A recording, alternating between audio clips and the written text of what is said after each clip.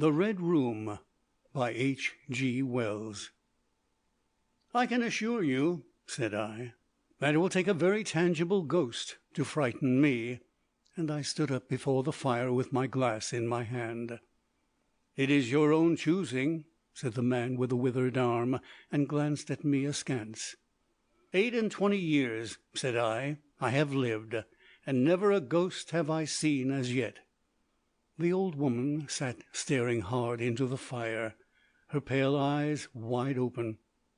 "Ay," she broke in, "and 28 years you have lived, and never seen the likes of this house, I reckon.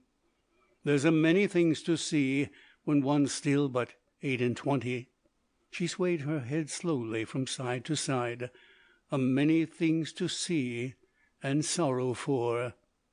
I half suspected the old people were trying to enhance the spiritual terrors of their house by their droning insistence. I put down my empty glass on the table and looked about the room, and caught a glimpse of myself, abbreviated and broadened to an impossible sturdiness, in the queer old mirror at the end of the room. "Well," I said, "if I see anything to-night I shall be so much the wiser, for I come to the business with an open mind." "It's your own choosing," said the man with the withered arm once more. I heard the sound of a stick and a shambling step on the flags in the passage outside, and the door creaked on its hinges as a second old man entered, more bent, more wrinkled, more aged even than the first. He supported himself by a single crutch. His eyes were covered by a shade, and his lower lip, half averted, hung pale and pink from his decaying yellow teeth.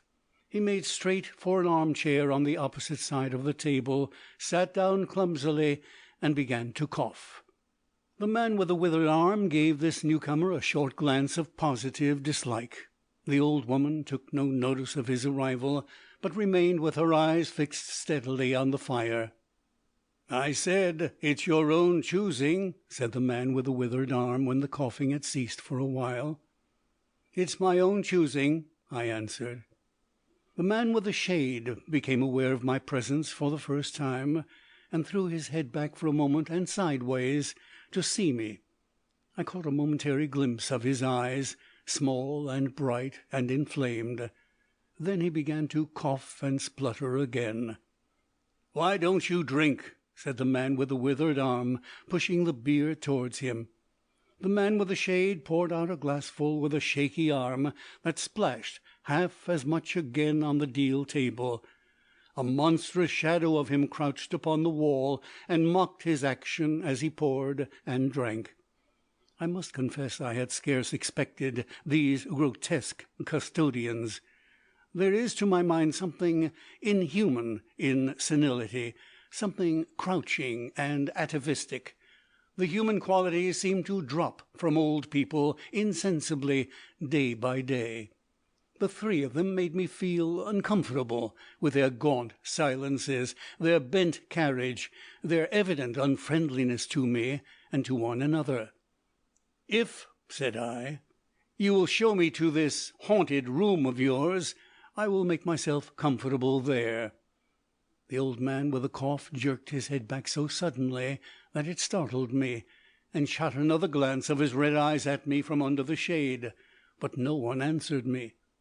I waited a minute, glancing from one to the other. "If," I said a little louder, "if you will show me to this haunted room of yours, I will relieve you from the task of entertaining me." "There's a candle on the slab outside the door," said the man with the withered arm, looking at my feet as he addressed me. "But if you go to the Red Room to-night—" "This night of all nights," said the old woman. "You go alone." "Very well," I answered. "And which way do I go?" "You go along the passage for a bit," said he, "until you come to a door, and through that is a spiral staircase, and half-way up that is a landing, and another door, covered with baize. Go through that and down the long corridor to the end, and the Red Room is on your left, up the steps." "Have I got that right?" I said, and repeated his directions. He corrected me in one particular. "And are you really going?" said the man with the shade, looking at me again for the third time with that queer, unnatural tilting of the face. "This night of all nights," said the old woman. "It is what I came for," I said, and moved towards the door. As I did so, the old man with the shade rose and staggered round the table so as to be closer to the others and to the fire. At the door I turned and looked at them, and saw they were all close together, dark against the firelight, staring at me over their shoulders, with an intent expression on their ancient faces. "Good night," I said, setting the door open.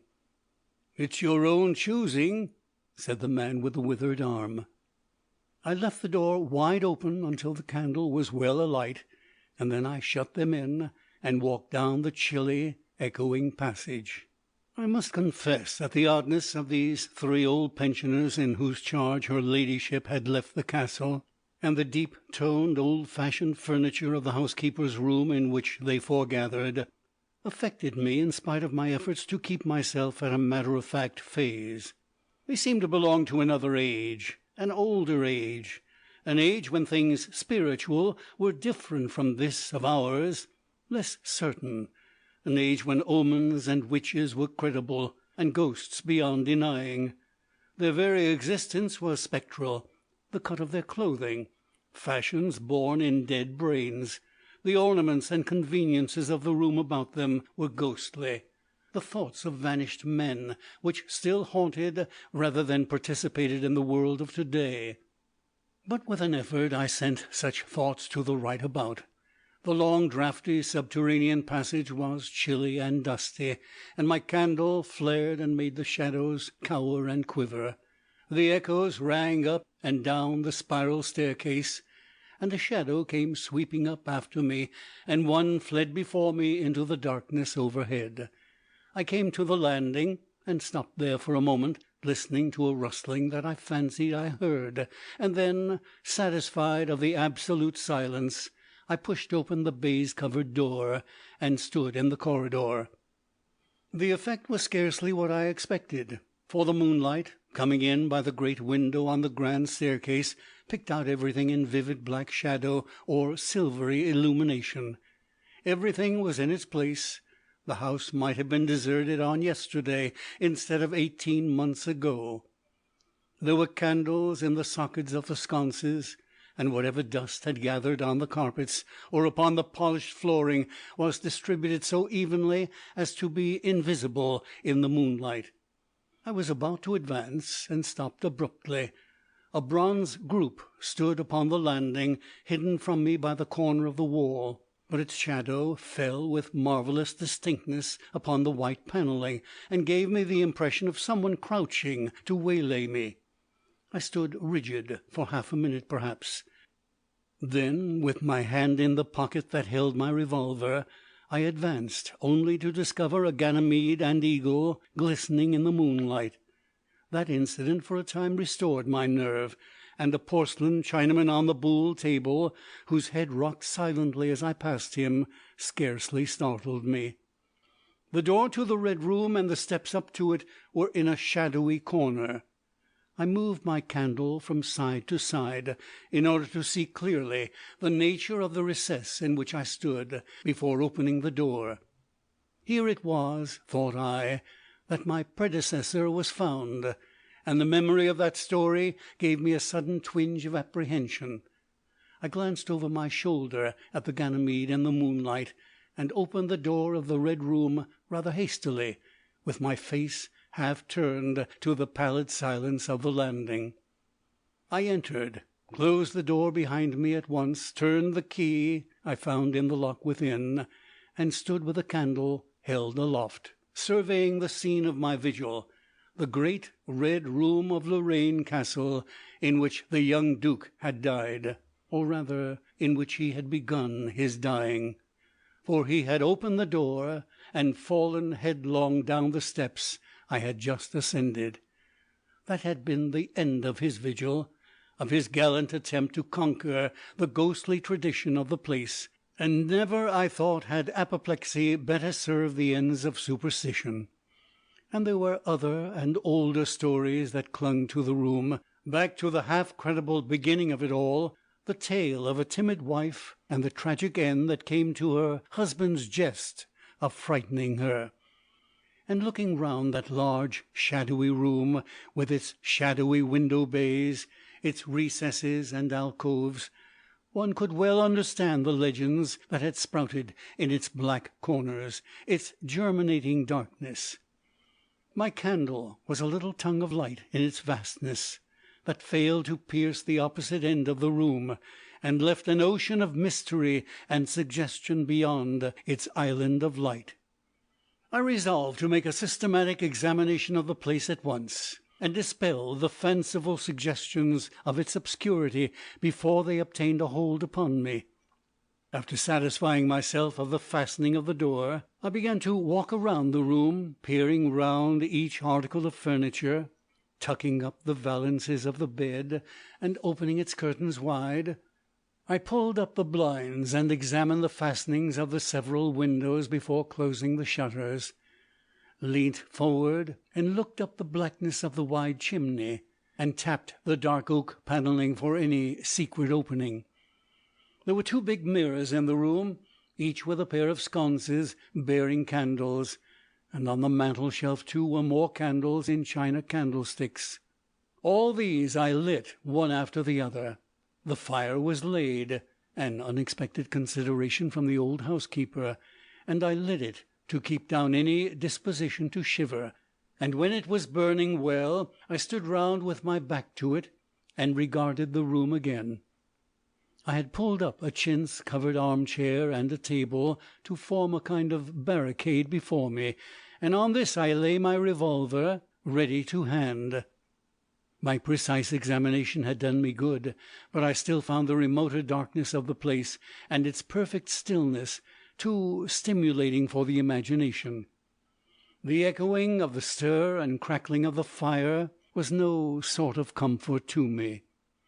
The shadow in the alcove, at the end in particular, had that undefinable quality of a presence, that odd suggestion of a lurking, living thing that comes so easily in silence and solitude. At last, to reassure myself, I walked with a candle into it, and satisfied myself that there was nothing tangible there. I stood that candle upon the floor of the alcove, and left it in that position. By this time I was in a state of considerable nervous tension, although to my reason there was no adequate cause for the condition. My mind, however, was perfectly clear.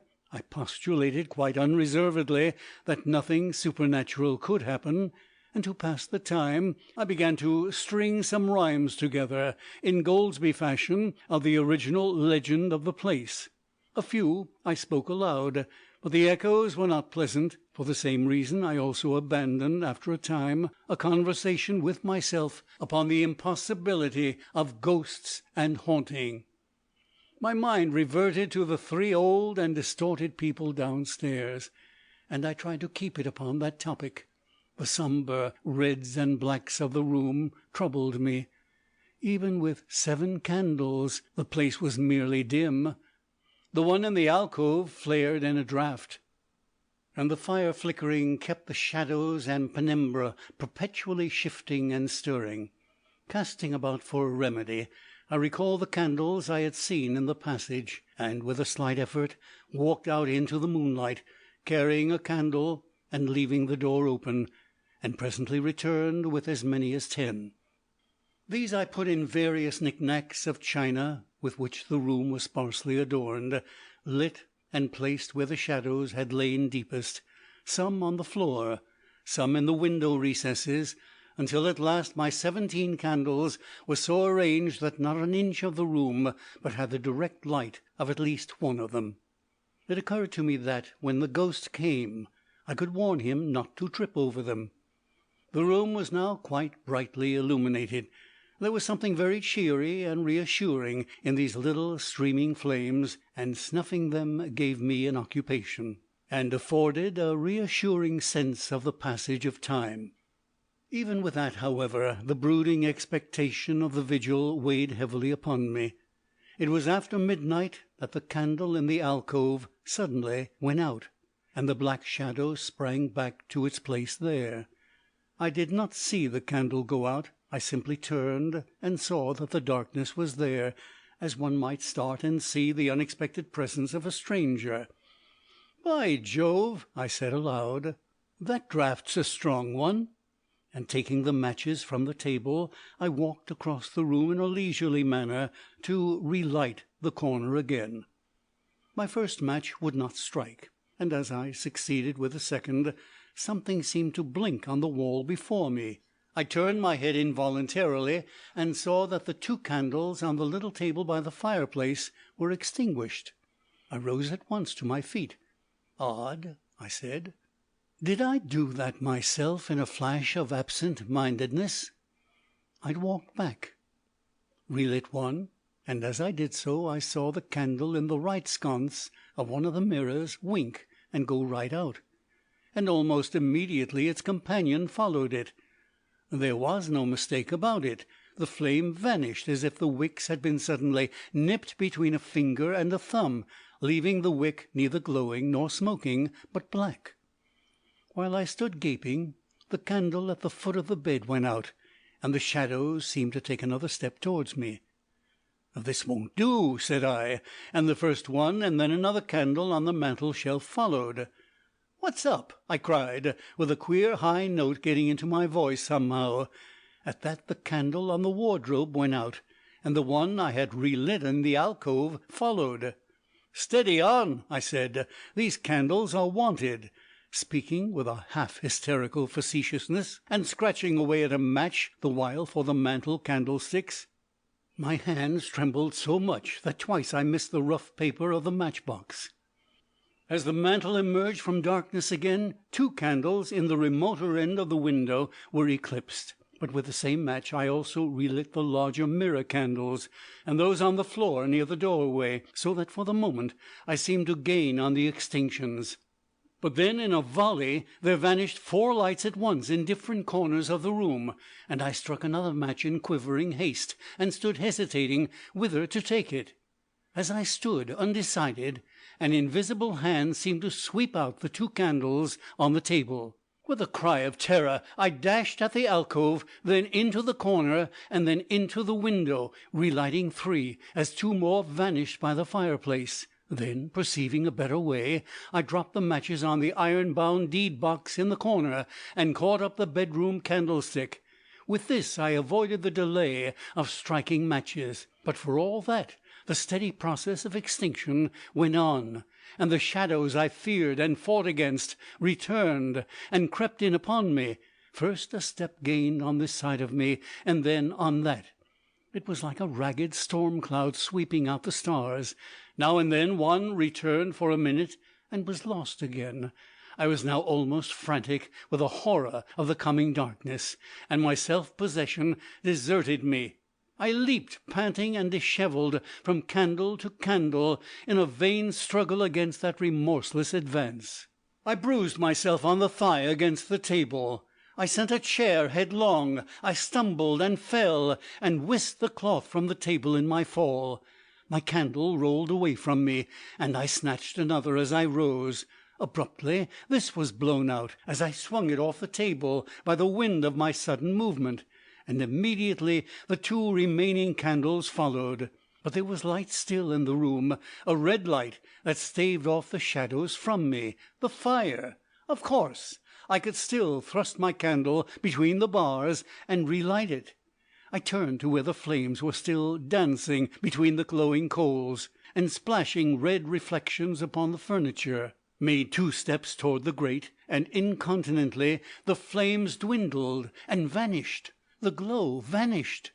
The reflections rushed together and vanished, and as I thrust the candle between the bars, darkness closed upon me like the shutting of an eye, wrapped about me in a stifling embrace, sealed my vision, and crushed the last vestiges of reason from my brain. The candle fell from my hand. I flung out my arms in a vain effort to thrust that ponderous blackness away from me, and lifting up my voice, screamed with all my might, once, twice, thrice, Then I think I must have staggered to my feet. I know I thought suddenly of the moonlit corridor, and with my head bowed and my arms over my face made a run for the door. But I had forgotten the exact position of the door, and struck myself heavily against the corner of the bed. I staggered back, turned, and was either struck or struck myself against some other bulky furniture. I have a vague memory of battering myself thus to and fro in the darkness, of a cramped struggle, and of my own wild crying as I darted to and fro, of a heavy blow at last upon my forehead, a horrible sensation of falling that lasted an age, of my last frantic effort to keep my footing, and then I remember no more. I opened my eyes in daylight. My head was roughly bandaged, and the man with the withered arm was watching my face. I looked about me, trying to remember what had happened, and for a space I could not recollect. I rolled my eyes into the corner, and saw the old woman, no longer abstracted, pouring out some drops of medicine from a little blue phial into a glass. "Where am I?" I asked. "I seem to remember you, and yet I cannot remember who you are." They told me then, and I heard of the haunted Red Room as one who hears a tale. "We found you at dawn," said he, "and there was blood on your forehead and lips." It was very slowly I recovered my memory of my experience. "You believe now," said the old man, "that the room is haunted?" He spoke no longer as one who greets an intruder, but as one who grieves for a broken friend. "Yes," said I, "the room is haunted, and you have seen it, and we who have lived here all our lives have never set eyes upon it, because we have never dared. Tell us, is it truly the old earl who—" "No," said I, "it is not." "I told you so," said the old lady with the glass in her hand. "It is his poor young countess who is frightened." "It is not," I said. "There is neither ghost of earl nor ghost of countess in that room. There is no ghost there at all, but worse, far worse." "Well?" they said. "The worst of all the things that haunt poor mortal man," said I, "and that is, in all its nakedness, fear. Fear that will not have light, nor sound, that will not bear with reason, that deafens and darkens and overwhelms. It followed me through the corridor. It fought against me in the room." I stopped abruptly. There was an interval of silence. My hand went up to my bandages. Then the man with the shade sighed and spoke. "That is it," said he. "I knew that was it. A power of darkness. To put such a curse upon a woman. It lurks there always. You can feel it even in the daytime, even of a bright summer's day, in the hangings, in the curtains, keeping behind you, however you face about. In the dusk it creeps along the corridor and follows you, so that you dare not turn. There is fear in that room of hers, black fear, and there will be, so long as this house of sin endures." End of The Red Room by H. G. Wells.